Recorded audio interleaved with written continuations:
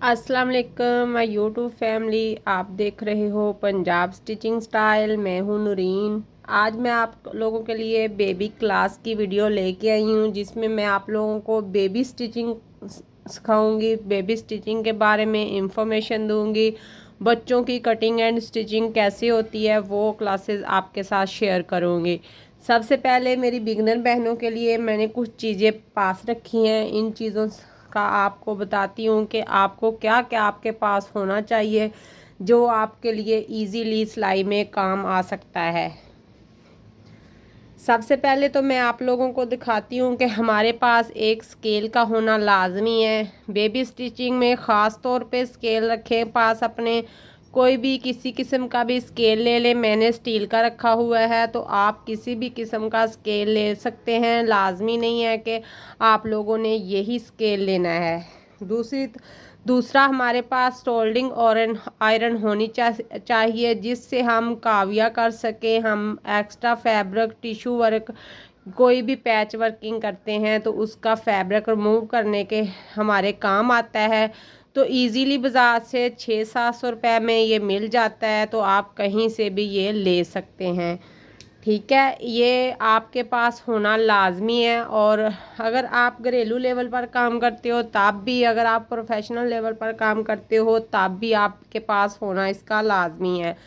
उसके पास हमारे पास एक बड़े साइज़ में सीज़र का होना लाजमी है, यानी कि कैंची का, तो जिससे हम एक कटिंग करेंगे 2 से 3 सूट की इकट्ठी कटिंग भी कर सकते हैं।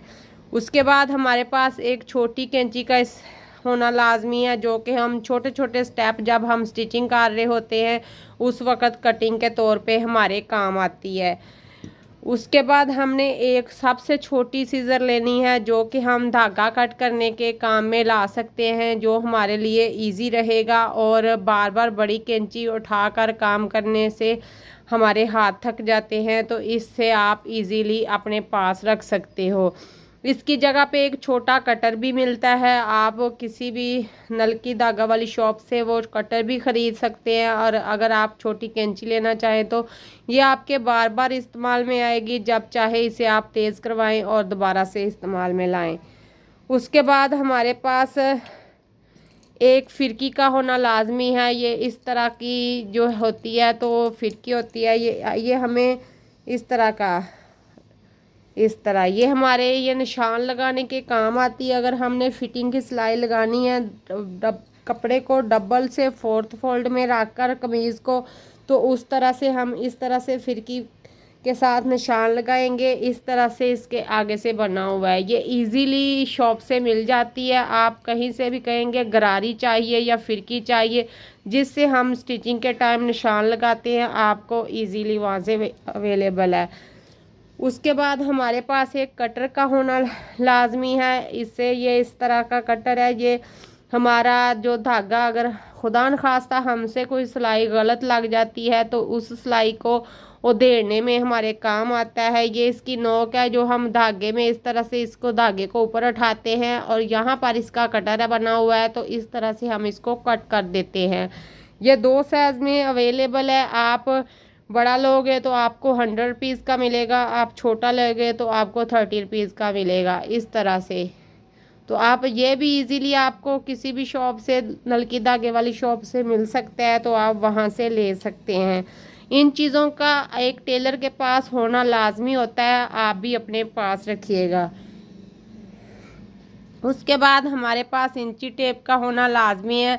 वैसे तो ज़्यादातर बच्चों की कटिंग में आपको साइज़ से ही साइज़ लेने का तरीका बताऊंगी कि पुराने नाप के साथ हमने कपड़े को कट कैसे करना है, लेकिन अगर आपको इंची टेप के हिसाब से भी मैंने समझाना है, तो इसलिए इंची टेप भी आप लोग अपने पास रखिएगा। और स्टिचिंग क्लासों को 1 बाय 1 आप अटेंड करेंगे तो इंशाल्लाह बच्चों की स्टिचिंग, अपने बच्चों को कपड़े घर में रेडीमेड स्टाइल में स्टिच करके आप पहना सकते हैं। उसके बाद हमारे पास इलास्टिक का होना लाजमी है। ये 1 इंच चौड़ाई में इलास्टिक है, जो कि मैंने पास रखी हुई है। इससे छोटी बड़ी भी मिल जाती है। बच्चों के एज के हिसाब से आप इलास्टिक को डाल सकते हैं। जैसे से न्यू बॉर्न से लेके 6 से 7 मंथ तक वो इससे 1/2 इंच वाली इलास्टिक इस्तेमाल होती है, वो भी थी लेकिन मैंने पास नहीं रखी, लेकिन आपको तीनों साइज़ अपने पास रखने चाहिए। उसके पास हमारे पास चौक का होना लाजमी है। मैं जो टेलर वाला चौक है वो नहीं रखती, क्योंकि वो चौक टूट जल्दी जाता है और वो चौक बिल्कुल नकारा से आने शुरू हो गए हैं, उससे निशान अच्छी तरह से नहीं लगता। मैंने ये वाइट चौक रखे हुए हैं। वाइट चौक का इस्तेमाल मैं किस तरह से करती हूँ कि मैंने इस चौक को, जो हमारे फूड कलर होते हैं घर में, लिक्विड शेप में है तो सही है, अगर लिक्विड शेप में नहीं है तो आप उसको पानी में मिक्स करके उसके अंदर इसे डिप करके आधे को कलर कर सकते हैं। इजीली ये कलर हो जाता है और बहुत अच्छा चलता है।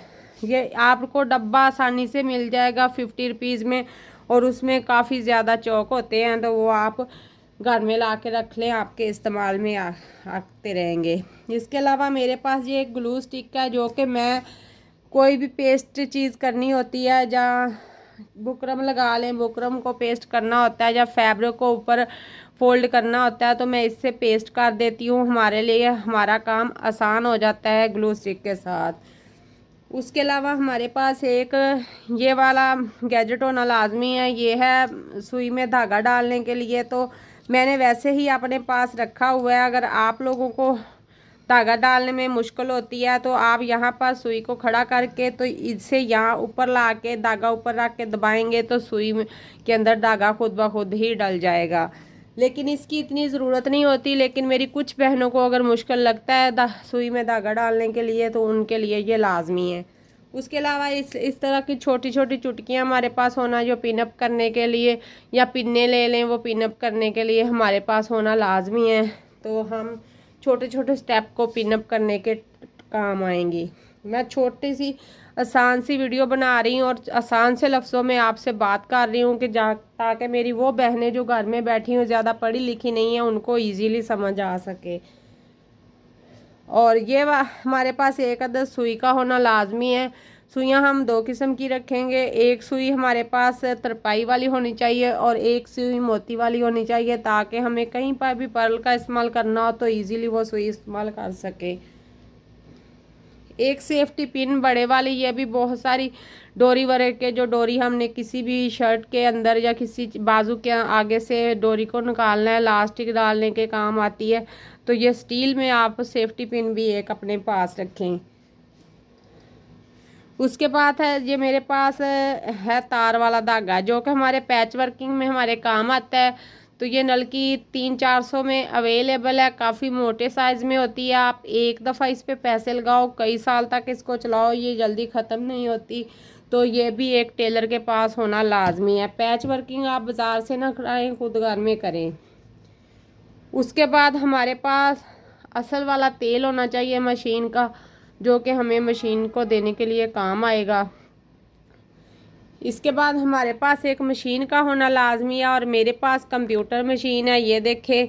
और आपके पास जो भी मशीन है आप उसको अच्छी तरह साफ़ करके डेली का तेल लगाएं। लेकिन कंप्यूटर मशीन ज़्यादा तेल नहीं लेती, इसलिए मैं इसे काफ़ी दिनों के बाद इसे रुई तेल में डिप करके तो इसके गज़ को लगा देती हूँ और शटल में लगा देती हूँ। इसको ज़्यादा तेल नहीं लगता।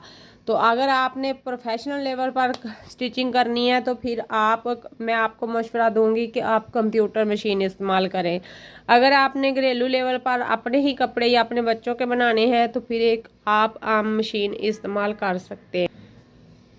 छोटी सी वीडियो है, वीडियो को पूरा लाजमी देखिएगा ताकि आप लोगों को सब चीज़ों की समझ आ सके। और वीडियो को दूसरी बहन भाइयों में अपने में शेयर भी कर देना, ताकि उनको भी ये क्लासें आसानी से अवेलेबल हों घर में बैठे हुए। आज की वीडियो इतनी ही, मिलेंगे न्यू वीडियो के साथ। अल्लाह हाफिज़।